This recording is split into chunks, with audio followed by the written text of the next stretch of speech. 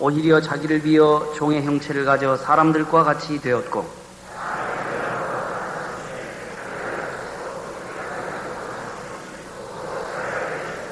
이러므로 하나님이 그를 지극히 높여 모든 이름 위에 뛰어난 이름을 주사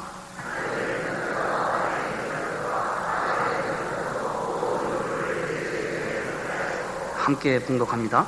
모든 입으로 예수 그리스도를 주라 시인하여 하나님 아버지께 영광을 돌리게 하셨느니라. 아멘.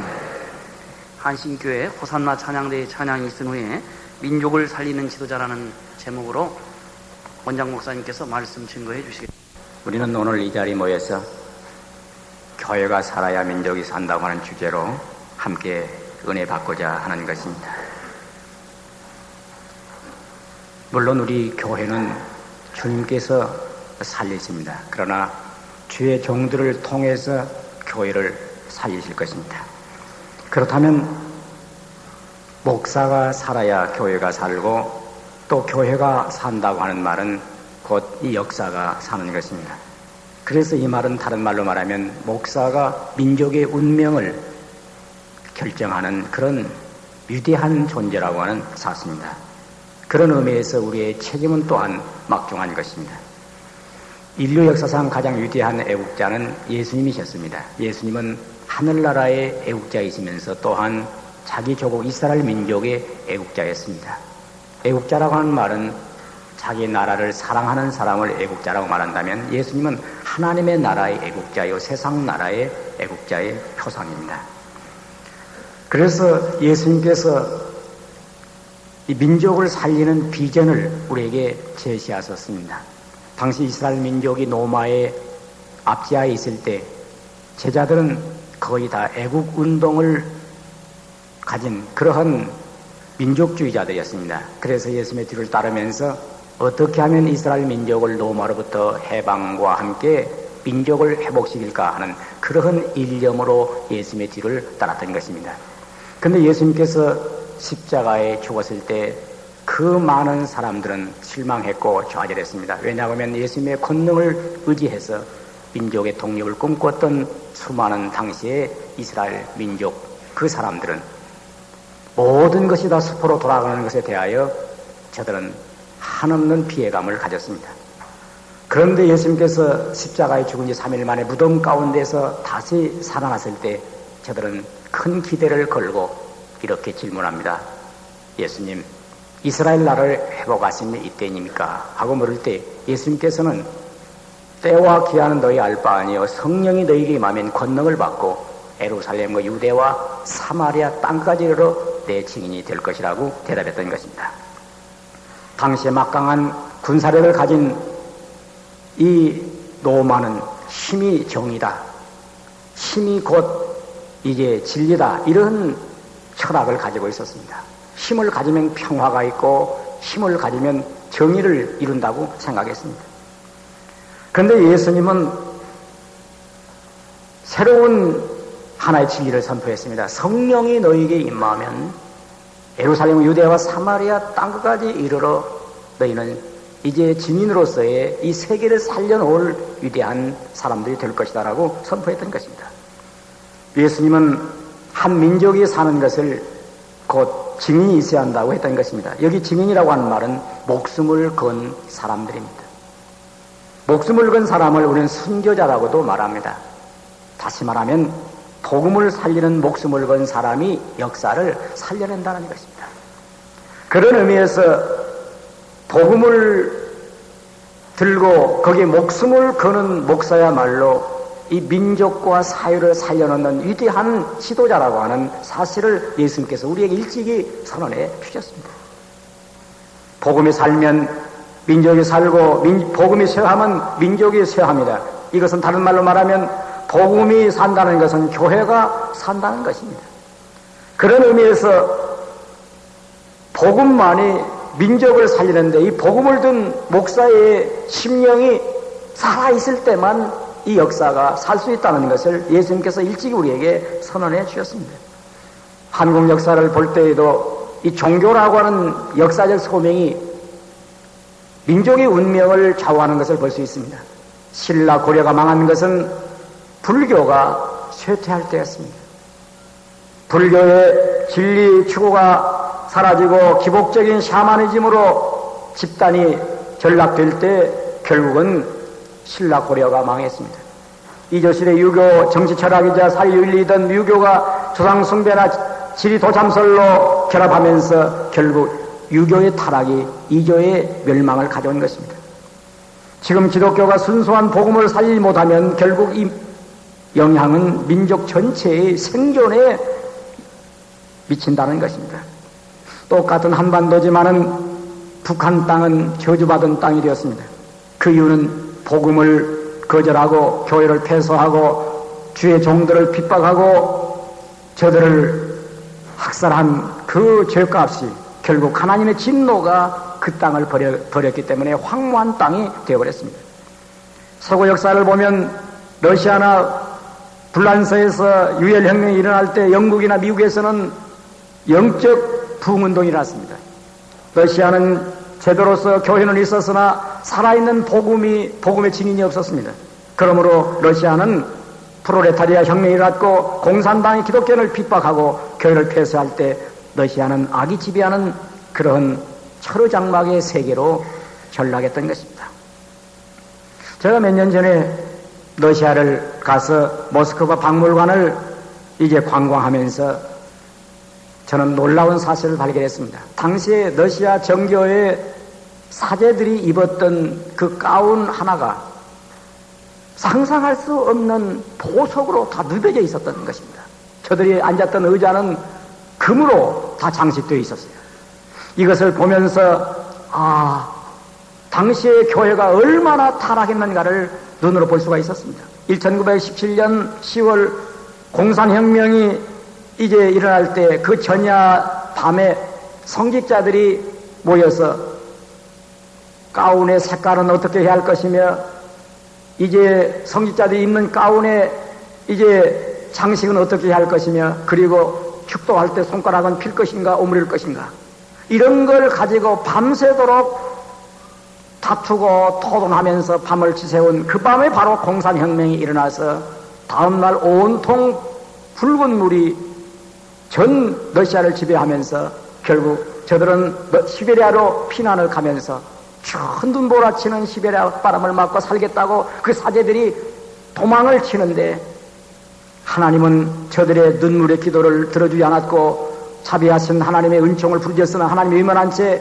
그 시베리아에 저들이 지나간 자국마다 울면 눈물이 이제 얼어붙어서 눈이 감겼고 저들은 이제 입김이 나오면 입김이 얼어서 거기서 저들은 다 죽으면서 결국은 만리장성처럼 시체가 쌓였던 것입니다. 이것은 곧 하나님의 이 교회의 타락에 대한 진노의 심판이 러시아의 멸망을 가져왔던 것입니다. 생각해 보면 이 교회가 살면 민족이 살고 교회가 타락하고 망하면 하나님은 곧 교회를 버리면서 역사를 버린다고 하는 사실입니다. 영국에서는 존 웨슬레의 부흥운동이 영국을 피해 혁명해서 구해낼 수 있었습니다. 독일은 마틴 루터의 종교개혁이 독일을 발전시켰습니다. 미국에서는 D.L. 무디의 복음운동이 결국 미국을 문명국으로 발전시켰던 것입니다. 한국 민족의 오늘에 이르기까지 여기에 온 것은 누가 뭐라고든 간에 복음과 함께 운명을 같이 했던 것입니다. 이 한국 땅에 100년 전 복음이 들어온 말미암아 우매한 민중을 미신에서 구했습니다. 일제시대의 민족 독립운동을 교회가 주도해서 이 민족을 자유화하는데 자주화하는데 교회가 앞장섰습니다. 해방 후의 혼란한 사회 속에서 교회는 끝까지 사회주의 사상에서 역사를 지켜왔습니다. 6.25 민족전쟁에서 이 나라를 기도로 살려냈습니다. 70, 80년대 군사독재에서 교회는 민주화를 이루는데 지주가 되었습니다. 그런데 지금 통일의 시대를 바라보면서 교회는 이 민족을 살려낼 정의와 그리고 역사의 구심점을 이룰 수 있는 것인가에 대한 질문을 지금 받고 있는 것입니다. 유명한 아인슈타인은 교회에 대하여 이런 찬사를 보냈습니다. 히틀러가 나치화를 단행해서 독재화할 때에 나는 대학의 지성인을 바라보았다. 그러나 대학 교수들은 즉시 무릎을 꿇었다. 나는 신문과 언론이들에게 기대를 걸었다. 그러나 며칠이 못되어 신문은 필봉을 놓고 말았다. 나는 평소에 관심이 없었던 교회만이 독재에 항거하여 즐거이 감옥으로 달려가는 것을 보았다. 나는 교회에 한없는 찬사를 보낸다. 교회가 살면 역사가 살고, 교회가 살면 민족을 살리고, 교회가 살면 가정을 살리고 전체 역사를 살려놓는다고 하는 사실입니다. 그런 의미에서 오늘 교회가 누구냐? 물론 우리는 많은 지교회도 있습니다. 그러나 한마디로 말하면 목사가 교회입니다. 목사 가는 곳에 교회가 있고, 목사의 설교와 그 사상과 신앙과 그 이제 영성과 그 인격이 바로 교회를 만들어 놓기 때문에 한마디로 말하면 목사가 그 민족의 역사의 운명을 좌우한다고 이렇게 말할 수 있는 것입니다.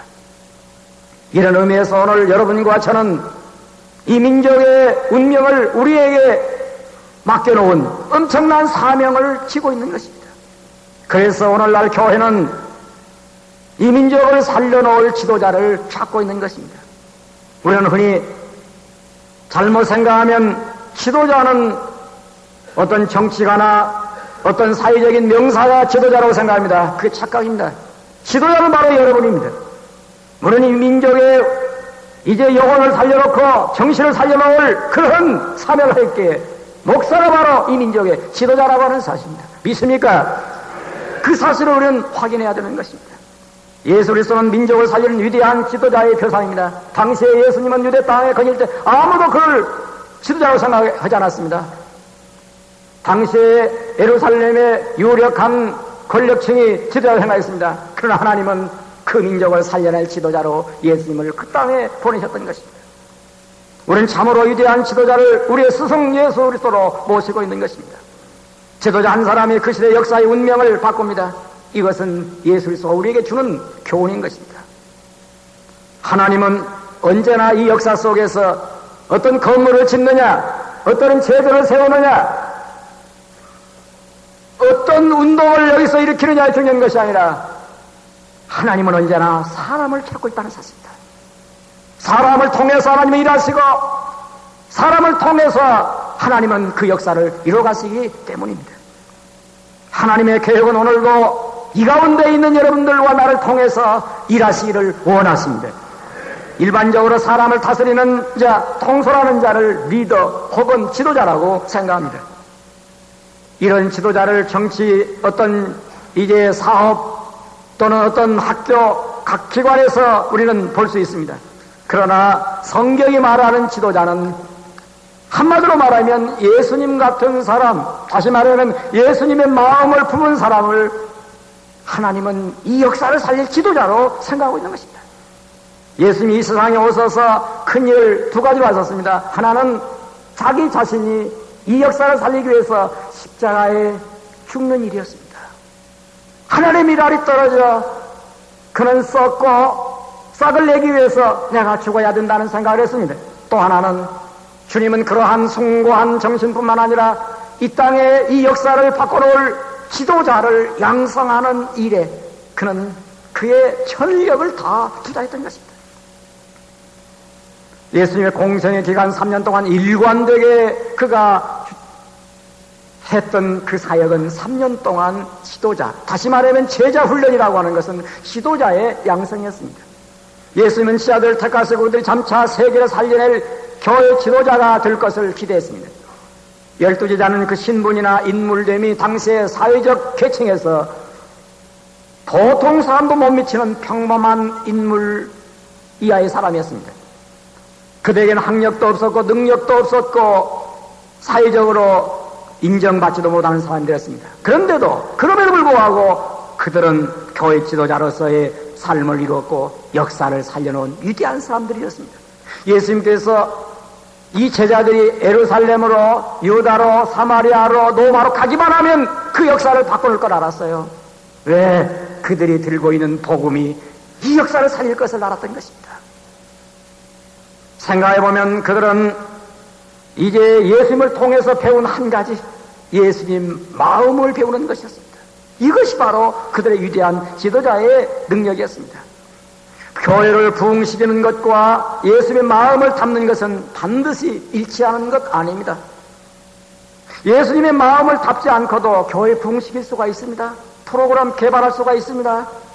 어떤 조직을 해서 조직체 속에서 그는 대표가 될 수가 있습니다. 그러나 하나님은 그를 통해서 역사를 살려는 인물로는 쓰지는 않습니다. 예수님께 신이 말씀하셨습니다. 그날에 많은 사람들이 나더러 주여 주여 우리가 주의 이름으로 선자나오며 주의 이름으로 귀신을 쫓아내며 주의 이름으로 많은 권능을 행시하였나이까 하리니 그때 내가 저에게 밝히 말하되 내가 너희를 도무지 알지 못하느니 이 불법을 행한 자들아 내게서 떠나가라. 왜 그렇습니까? 내 이름으로 선장을 하고 내 이름으로 권능을 행하고 내 이름으로 너희가 많은 이제 사업을 한다마는 너희들 마음은 내 마음에 있지 않다. 이 많은 사람들이 사업의 마음이 있지 예수님의 마음을 잘 보려고 하지 않는 것을 주님이 비통히 미리 아셨습니다. 역사를 아셨어요. 생각해보면 우리가 많은 교인들을 상대하고 있습니다. 그러나 교인들에게서 뭘 원합니까? 결국 교인들의 마음이 예수님의 마음을 담는 걸 원합니다. 그러기 전에 먼저 우리 주님은 우리 자신에게서 주의 종들에게서 먼저 주님이 원하는 것은 너희는 내 마음을 닮으라고 하는 것입니다. 이 세상에는 역사를 움직이는 두 종류의 사람이 있습니다. 하나는 지도자이고 하나는 지배자라고 하는 사람입니다. 지도자와 지배자는 엄청난 차이가 있습니다. 지도자는 정신적 인물이고 지배자는 정치적 인물입니다. 지도자는 겸손하고 섬기는 정신으로 살고 자기를 희생해서 역사를 살려납니다. 그러나 지배자는 교만하고 남을 누르고 빼앗고 죽이면서 자기가 살려고 하는 사람들이 지배자입니다. 지배자는 스스로 되기도 하고 사람들이 세우기도 합니다. 남을 넘어뜨리고 남을 죽이고 승리한 사람들, 세상을 지배한 이런 사람들을 많은 사람들은 성공한 사람이라고 부러워하고 그들의 뒤를 따르려고 피나는 경쟁을 합니다. 지배자는 그를 따르는 자가 있으나 죽은 후에는 아무도 그를 따르지 않습니다. 지배자는 살아서 지배하고 죽으면 끝이 납니다. 그러나 지도자는 하나님이 세우고 하나님이 제물로 삼습니다. 자기를 비우고 자기를 죽여서 역사를 살 뿐 아니라 지도자는 사람들이 존경하고 흠모하면서 우러러봅니다. 지도자는 그 정신이 사람의 마음을 감동시킵니다. 살아있어도 존경하고 죽어도 그 정신은 역사를 흔들고 수많은 사람들의 혼을 살려놓습니다. 영원한 인류의 승이 되는 그런 지도자의 표상을 예수님 우리에게 보여주고 있는 것입니다. 여러분, 우리가 한번 겸손하게 생각해 보세요. 교인들이 나를 존경하고 있는가? 과연 눈을 감았을 때 우리 목사님을 흠모하고 있는가? 그런다 온다면 그런 지도자예요. 그러나 그렇게 되지 못한다 온다면 그런 당의장 권세를 가진 지배자일 뿐입니다. 역사가는 이렇게 말합니다. 지배자는 살아서 지배하고 지도자는 죽어서 지배한다. 독재자는 살아서 지배하고 순교자는 죽어서 역사를 지배한다. 이렇게 말합니다. 오늘 하나님께서 이 시대에 원하는 사람, 지도자를 찾고 있습니다. 로마의 권력, 시저의 이게 권력에 의해서 예수님은 빌라도 총독에 의해 십자가의 처형을 받았습니다. 그런데 결국 예수 그리스도의 연대가 AD의 연대가 결국 시저의 연대를 계산하게 되었습니다. 예수 그리스도가 보여준 지도자의 아름다운 인격을 사도 바울은 친히 우리에게 이렇게 표현해 주었습니다. 이것은 사도 바울이 정리한 신학적 예수 기독론에 대한 정확한 그의 정립입니다. 그런데 그는 이렇게 말합니다. 너희 안에 이 마음을 품으라. 곧 그리스도 예수의 마음이니. 이런 근본 하나님과 본체시나 하나님과 동등됨을 취할 걸 여기지 아니하시고 자기를 비워 종의 형체를 가져 사람들과 같이 되었고 사람의 모양으로 나타났으며 자기를 낮추시고 죽기까지 복종하셨으니 곧 십자가에 죽으시리라. 이것이 예수님의 마음이면서 예수님에 대한 인격을 가장 정확하게 표현한 하나님의 말씀입니다. 사도 바울의 기독론은 사도 바울이 정립했지만 예수님의 말씀을 재해석한 것입니다.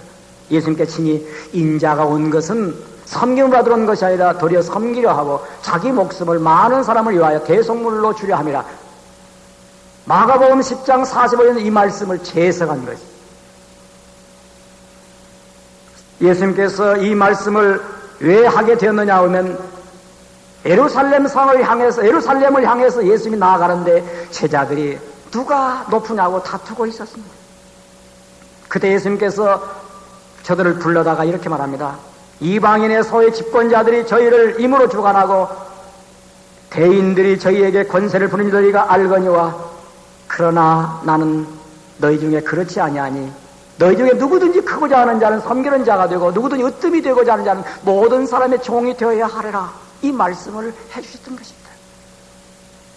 지도자가 되는 지도의 원리를 예수님은 친히 제자들에게 말씀하셨어요.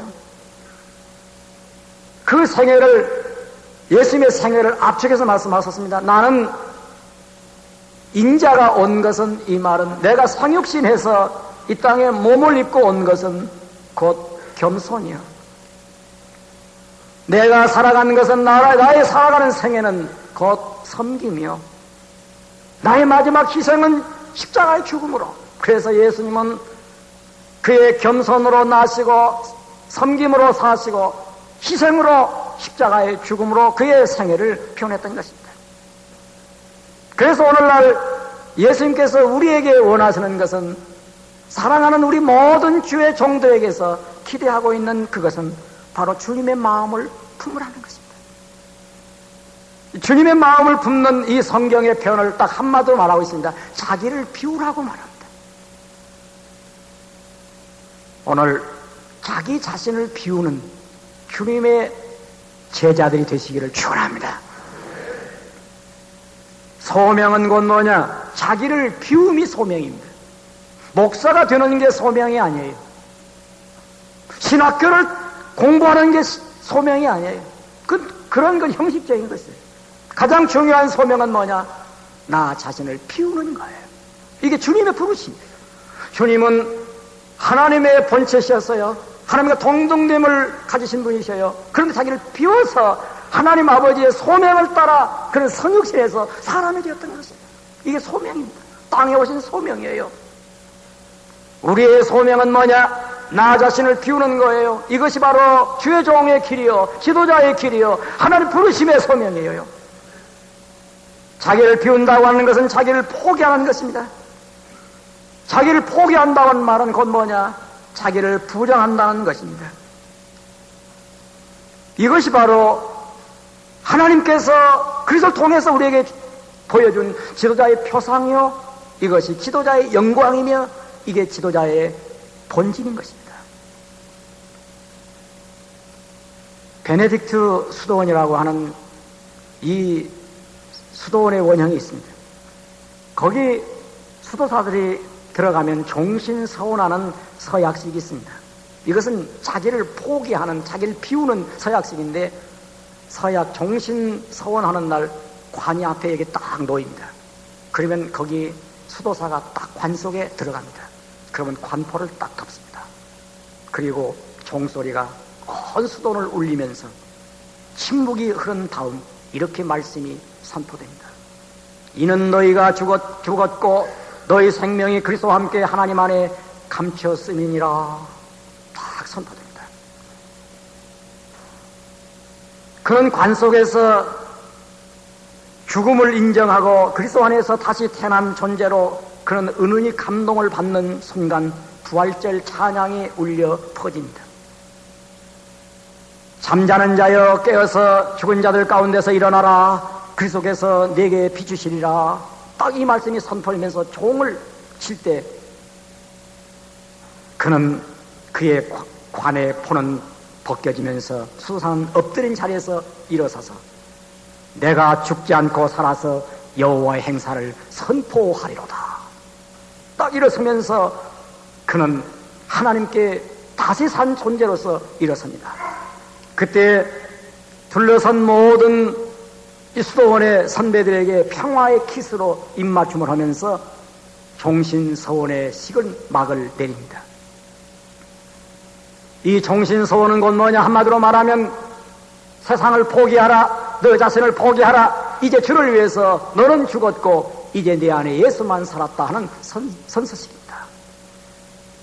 저는 33세 목사로 안수를 받았어요.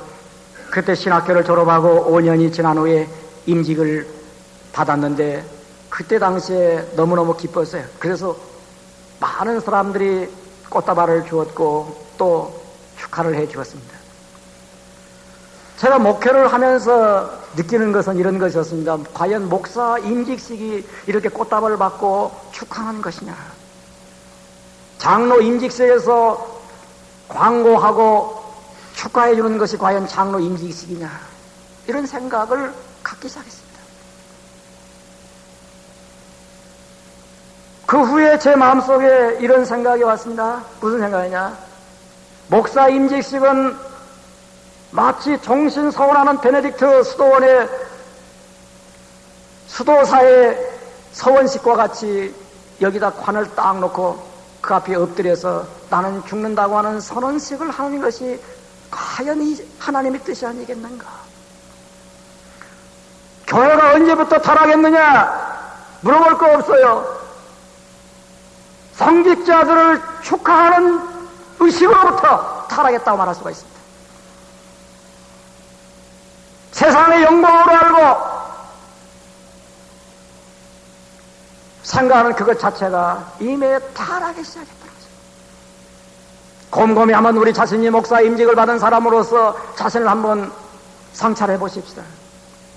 장로 임직을 하면서 모든 사람들이 꽃다발을 주고 축하하면서 그 사람 마음속에 나는 주를 위해 죽는다 이 생각을 갖는 사람이 한 명이나 있겠는가? 그날로 나는 이 교회의 교권을 잡았다. 나는 오늘부터 목사를 간섭하는 사람이다. 이 생각을 딱 가지고 있어요. 목사도 임직하면서 무슨 생각을 하겠어요? 내가 오늘부터 목사가 되었으니 나는 이제 당당한 교인들을 거느릴 당회장이 된다. 이런 생각을 가질 수 있지 않겠습니까?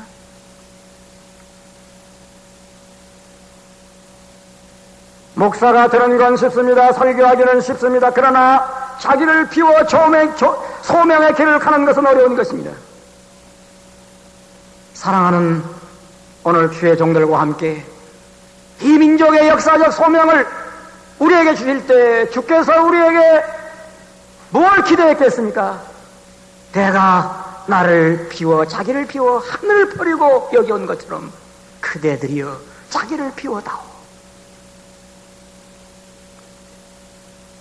자기를 비운다는 게 뭡니까? 자기를 비움으로 말미암아 겸손해지기 시작하는 겁니다. 목사가 되면 자기도 모르게 교만해지기 시작합니다. 군리보기 시작합니다.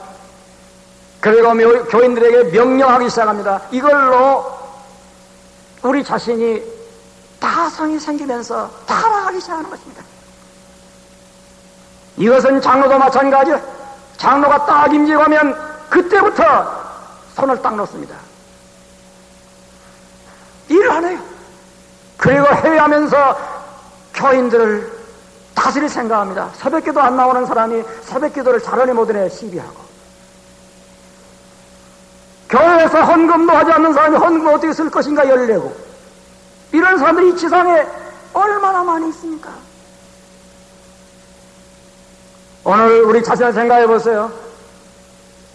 우리 자신들이 자기 마음을 비우지 아니하면 내가 일생 동안 사역하고도 하나님 앞에 설 때 하나님께서 우리를 향해서 뭐라고 하시겠습니까? 겸손이라고 하는 것은 하나님 앞에 언제나 나 존재에 대한 은혜 인식입니다. 은혜 인식이야. 내가 이 세상에 아무것도 가져온 것이 없다. 내가 태어나기 전엔 무였으며 내가 이 살아있는 동안은 나는 모두 다 빚진 자요, 나는 죄인이요, 감히 하나님의 앞에 설 수 없는 나 존재, 이걸 아는 게 바로 겸손이죠. 그래서 겸손하면 은혜를 아는 자에게 겸손인데, 겸손과 은혜를 안다는 거 일치하는 건데, 우리가 은혜를 알면 효자가 되는 것입니다. 부모님의 은혜를 안 자는 부모님 앞에 겸손할 수밖에 없어요. 그래서 나는 가끔 우리 전사들이 그럽니다. 부모님을 만나러 인사를 갈 때 반드시 어디에 계시든 그 자리에 엎드려 절하라. 그러면 은혜를 받을 것이다. 한 번은 저와 함께 있는 전도사가 꼭 월말만 되면 시골로 간대야. 그 뭐 들어가려고 하니까 사례비를 받아서 아버지에게 10분의 1을 드리려고 한다는 거예요. 아, 너 참 효자다. 갔다 왔어요. 인사드렸어? 예, 인사드렸습니다. 어떻게 드렸어? 서서 인사드렸습니다. 아, 동네 아저씨 만났구만. 또 갔다 왔어요. 인사드렸어? 예, 인사드렸습니다. 어떻게 드렸어? 예, 목사님이 다 절을 하겠어. 절을 했습니다. 그래서 내가 그랬어요. 눈물 나던가 한 게 안 나던데요? 이부 아버님 만났구만. 또 갔다 왔어요. 절했어? 예, 절했습니다. 눈물 나? 예, 2방울 나고 돼요. 어떻게 나와? 목사님 말씀대로 어버이날 나와서 오질과자 길러내니 이두분 아니시면 내 몸 나서 어찌 쏘냐? 아마도 지역하는 덕은 못 내가 봐노라. 이 생각을 다 담아서 내 아버지 어머님 아니었으면 내가 이 세상에 어디 있을 것인가? 이 생각에 눈물이 참 나대요. 아, 무릎을 꿇어. 이 사랑하는 종이 부모의 은혜를 알았사오니 하나님의 효자가 되게 하옵소서. 축복을 쫙 했더니 눈물을 닦으면서 목사님에게도 제가 효자돈을 드려야 되겠습니다. 뭔데? 제가 받은 사례비에서 10분의 1 드렸습니다. 하하, 그대 돈 먹고 나는 못 관린다. 나 주고 그런 소리 하지 말고 잘 자면하소서. 은혜를 안다는 것이 겸손입니다. 은혜를 한다는 게 겸손입니다. 생각해보면 목사님들에게서 자기도 모르게 교만이 오는데 그 교만이라는 게 뭐냐 하면 교회도 얼마 사람도 모이지 않는데 학위 얻으려고 열심히 공부를 합니다. 학위 얻는 공부가 나쁜 게 아니에요. 공부를 해야 돼요. 그런데 다른 공부는 하지 않고 학위만 얻는 공부를 해요. 왜? 학위를 얻어야 자기 어떤 위치가 좀 높아지는 생각, 이것이 교만입니다. 그 다른 공부를 안 해요. 다른 공부도 열심히 하면서 학위를 얻는 사람은 겸손이야. 학위만 따갖고는 공부를 안 해요. 이게 교만입니다. 우리가 일생을 살아가면서 목사에게 자기 생명을 유지하는 게 뭐냐 하면 끊임없이 배우려고 하는 게 겸손입니다. 배우려고 하는 겸손입니다. 조금만 되면 안 배워요. 자기가 어른이야. 그럼 막 비판하고 신나게 막. 저는 나이가 지금, 여러분 나이 공개 안 할래요. 계속 배우는데 신경 씁니다. 배워야 되니까요. 오늘 여기 은혜를 받고 배우려고 온 여러분에게는 겸손이 있는 줄로 믿습니다. 그런데 목회자에게 중요한 게 뭐냐 하면 섬김입니다. 예수님께서 친히 섬김을 받으러 온 게 도리어 섬기려 하고, 또 예수님께서 지 살았던 생애를 사도 바울이 정립할 때 종의 형체를 가져 사람들과 같이 되었고 종의 형체를 가졌다. 우리는 나 자신이 겸손하게 이제 섬기는 종의 의식을 가져야 됩니다. 섬기는 종. 교인들을 보면서도 나는 섬기는 종이다. 이 생각을 가져야 돼. 교인들을 보면서 언제나 목사 마음속에 나는 저들을 섬긴다. 이 설교도 섬기는 것입니다. 설교로서 말씀을 섬기는 것입니다. 여러분들이 장로님을 이제 교회 세울 때 절대로 장로님들한테 대접받을 생각은 오늘 포기하세요. 왜? 장로가 딱 되면 긴장자 늙을 노자 길게 늙을 생각만 하지 절대로 섬기는 생각을 할 생각을 그날로부터 끝납니다. 왜 그러느냐? 당회라는 것 때문에 안 됩니다. 당회를 하면 목사하고 마주 앉아서 토론하기 시작합니다. 그래서 목사를 존경하는 마음이 싹 사라집니다. 장로가 되어가지고 목사를 존경한다면 그건 기적입니다. 그 사람 천사예요. 아마 천당 갈 때 예수님 자리에서 일어날 거예요. 대부분의 장로는 장로 딱 되면서부터 섬김을 싹 상실합니다. 그래서 제가 저희 교회에서 다 참으로 착실하고 좋은 집사님이 계셨는데 보기만 해도 아깝고 눈물이 나서 내가 그랬어요.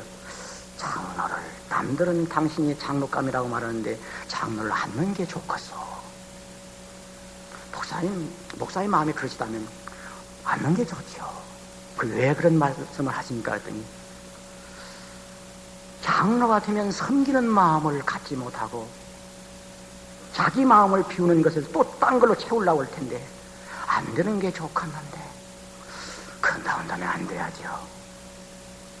예수님의 마음을 닮아 사는 것이 천당 가는 것이지 장로가 된다더니 권사 되는 게 중요한 게 아닌데 어떠십니까? 목사님 그러신다면 안 해야죠. 안 하려고 했어요. 교인들이 결국 세웠습니다. 근데 그 사람이 어떻게 되느냐? 그 사람은 안 변해요. 집사 때 마음을 다 가지고 있어요. 집사 때 마음을 가지고 장로가 되어도 변함이 없으면 그 사람은 천사라니까요. 그 어쩌다가 하나씩 나온다니까요. 그 기적이에요. 그건 기적입니다. 기적이요. 복이 없어요. 당회하면서 여러분 당회하기 시작하면 어떻게 되는 줄 아십니까? 뭐 이제 이치로 따지고 뭘로 따지면서 당회할 때는 발 딱 개고 앉아서 얘기를 합니다. 그러니 무슨 섬김이 되겠습니까? 제가 왜 그런 얘기를 나왔습니까? 집사 때는 목회자 세미나를 딱 할 때 여기 와서 차 운전합니다. 차 안내합니다. 장로가 딱 되면 그날로 안 와요. 왜? 권위가 있는데 어떻게 내가 그거 하느냐. 그래 속으로 교회 장로 세우는 것은 인간적으로 말하자면 안 되었다. 왜? 섬김을 버리는 거예요. 여러분 자신도 마찬가지죠. 나 자신도 마찬가지죠. 제가 강단위에서 이게 늘 설교하면서 목사는 공간적 위치도 높아가고 목사라고 대접받고 그러니까 자기도 모르게 섬김을 받으려는 생각이 자기 마음을 지배할 수 있다는 거예요. 여기에서 끊임없이 깨트리는 운동을 해야 돼요. 중세기 성자 로렌스가 있습니다. 하나님의 임재 연습이라고 하는 유명한 고전적 책을 남겼습니다. 그는 서민의 아들로 태어나서 그 마음속의 소원이 수도사가 되는 것이었는데 그런 신분이 천미 서민이요 그리고 학벌이 없어서 또 몸에 장애를 가졌기 때문에 수도사가 못 되었습니다. 결국 그의 소원대로 수도사는 못 되고 수도원에 주방에 들어가서 요리하는 일로 봉사하도록 들어갔습니다. 그는 주방에 들어가서 요리를 만들면서 기도했습니다. 소금을 뿌릴 때마다 소금처럼 되게 하여 주시옵소서. 맛을 낼 때마다 맛있는 사람이 되게 하옵소서. 청소할 때마다 내 마음을 정결케 하옵소서.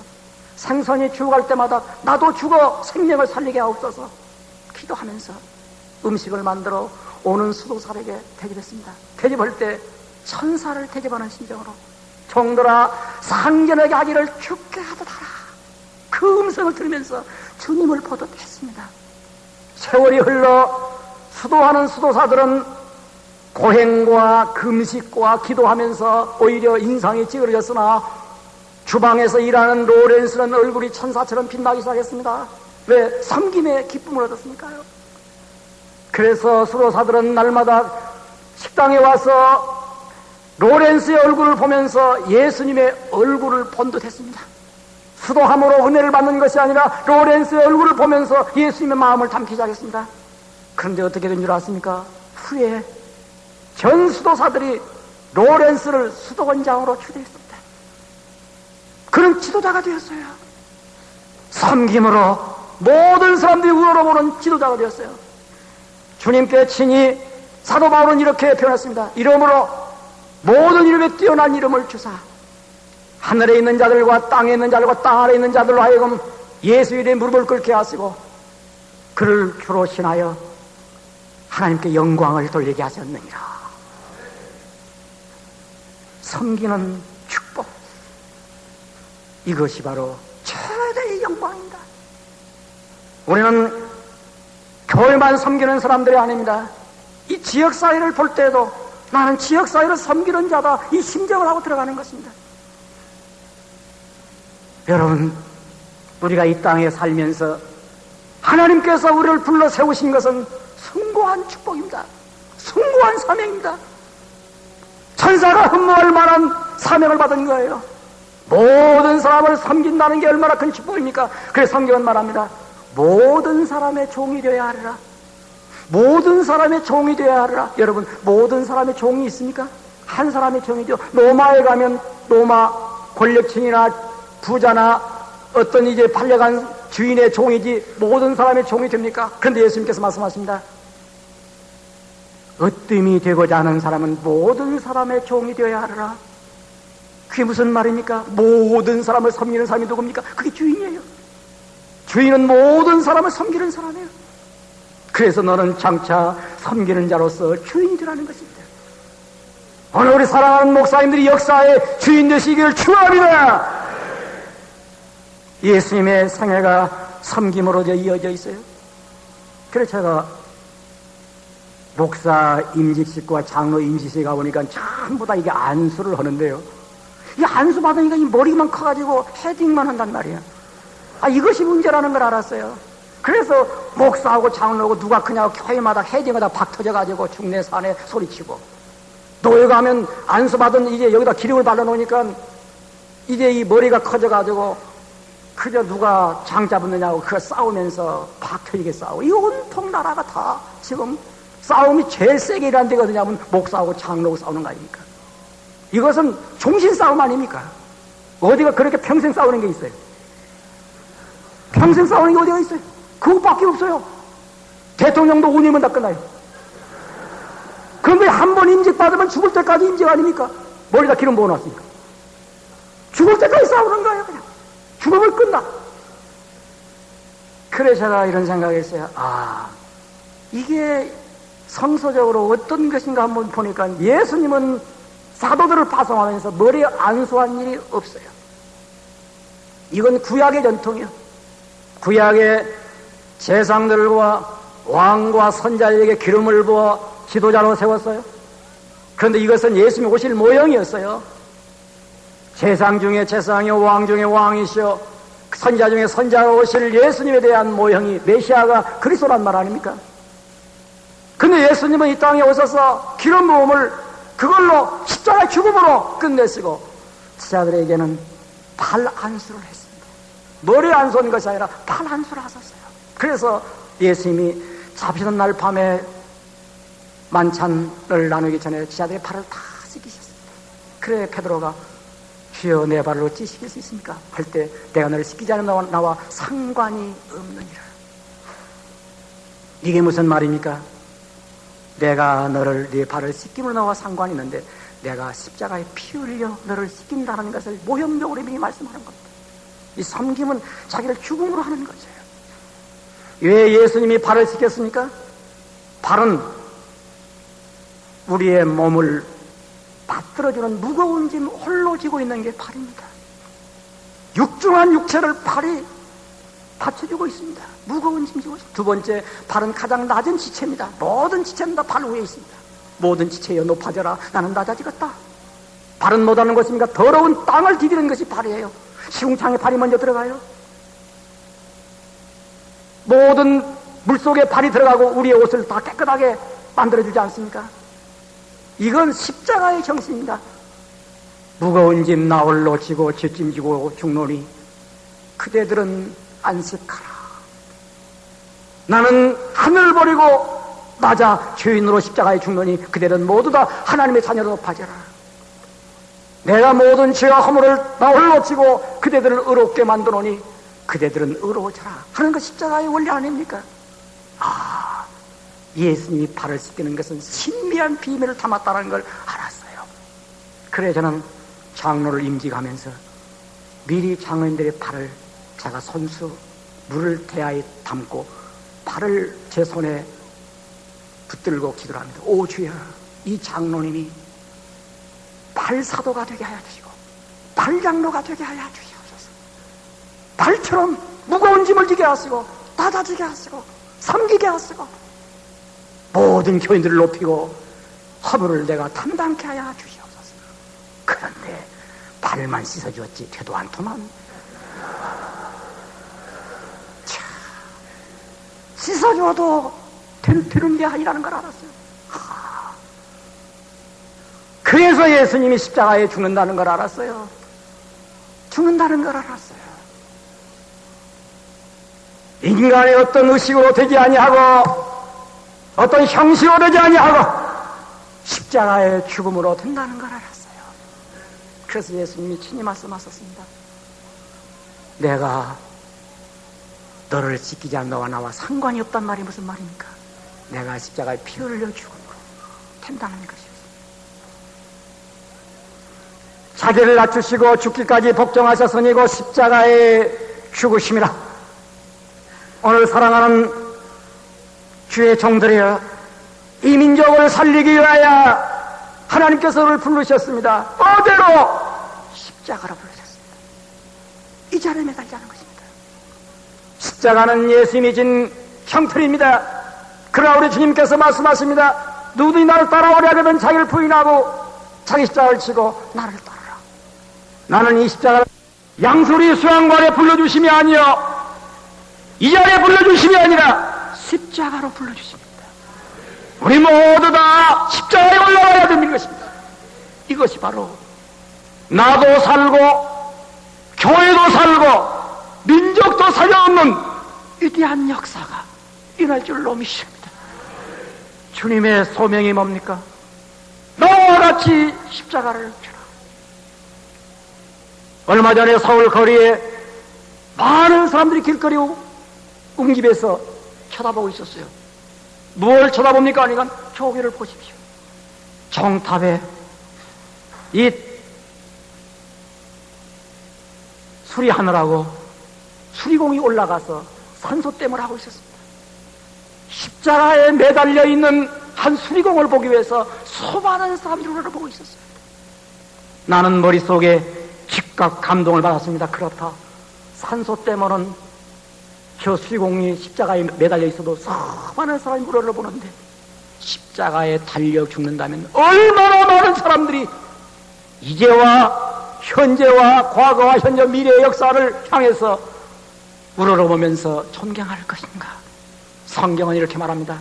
그를 지극히 높여 모든 이름에 뛰어난 이름을 주사 하늘에 있는 자들과 땅에 있는 자들과 땅 아래에 있는 자들, 하늘에 있는 자는 누굽니까? 구원받은 성도들과 천사들이요. 땅에 있는 자들은 인류를 말합니다. 땅 아래 있는 자는 누굽니까? 이것은 심판받은 지옥의 사람들이에요. 모든 사람들이 다 우러러보면서 저가 바로 우리의 주인이다. 주라고 하는 말은 curious 그런 뜻이지만 다른 말로 말하면 주인이라는 뜻입니다. 이 민족 역사의 주인이 누굽니까? 바로 여러분들입니다. 누굽니까? 십자가에 달려 죽는 자가 주인이에요. 정치하는 자가 주인이 아니에요. 권력 가진 자가 주인이 아니에요. 부자가 주인이 아니에요. 부동산 땅덩이를 많이 가지고 있다고 주인이 아니에요. 내가 이 민족을 위해서 나는 죽는다. 하늘에 세웠다는 소명을 가지고 걸어가는 사람은 그거 바로 주인이에요. 저는 가끔 이런 생각을 해요. 대학을 나올 때 이 대학의 주인이 누굽니까? 이사장이 재정적 주인이에요. 행정적 주인은 누구예요? 총장이에요. 누가 주인입니까? 그 학교에 인물되면 그 사람이 그 학교의 주인이에요. 남들이 뭐라고 말하지 않습니까? 아무개는 그 어디 학교 출신이야 그래요. 대학을 다니면서 경문을 오고 갈 때 이 대학은 장차 나 때문에 유명한 대학이 될 것이다. 이 생각을 가지고 그 대학을 다니면 그 대학의 주인이 됩니다. 오늘 사랑하는 주의 종들이 이제 이 역사에 나는 이 민족의 주인이다 의식을 가지고 땅을 밟으세요. 여러분 교회에 들어가세요. 주께서 말씀하십니다. 네가 나와 같이 십자가에 죽는다면 너는 이 역사의 주인이 될 것이다. 오늘 사랑하는 주의 종들의 눈이 열려지시기를 축원합니다. 하늘로부터 신령한 음성이 들려지기를 축원합니다. 그래서 이 역사를 살려놓는 위대한 주님의 세우신 지도자, 섬기며 겸손하며 자기를 희생시켜 자기를 피워 주님의 마음을 품는 사람이 바로 이 역사의 주인공이 될 줄로 믿습니다. 기도하겠습니다.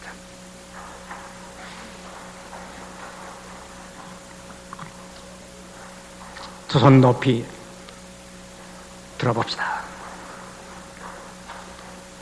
오늘 주님을 사랑하는 마음을 담고 이 노래를 같이 부르겠습니다. 이와 같은 때, 이와 같은 때에 난 노래하네, 사랑을 노래하네 주님께. 이와 같은 때에 손 높이 드네, 손 높이 드네 주님께. 주님 사랑해요,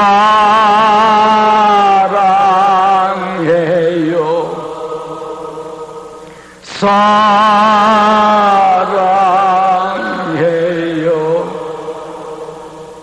사랑해요.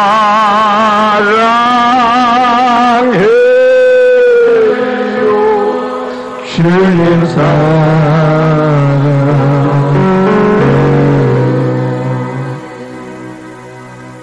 이 시간 주여 나를 죽여주시옵소서, 제물로 써주시옵소서. 그래서 교회를 살려주시고 이 민족을 살려주시옵소서. 합심해서 주여 한번 크게 부르짖고 한 3분 동안 통성으로 기도하겠습니다. 주여